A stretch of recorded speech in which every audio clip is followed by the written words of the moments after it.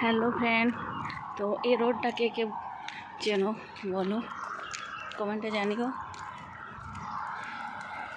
ছোট্ট একটা mini blog বানাচ্ছি আমি।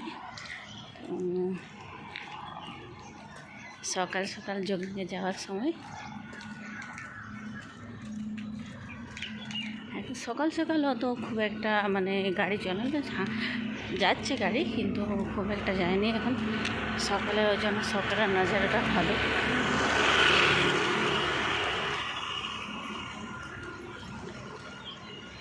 আমার মিক্সটার যাচ্ছে,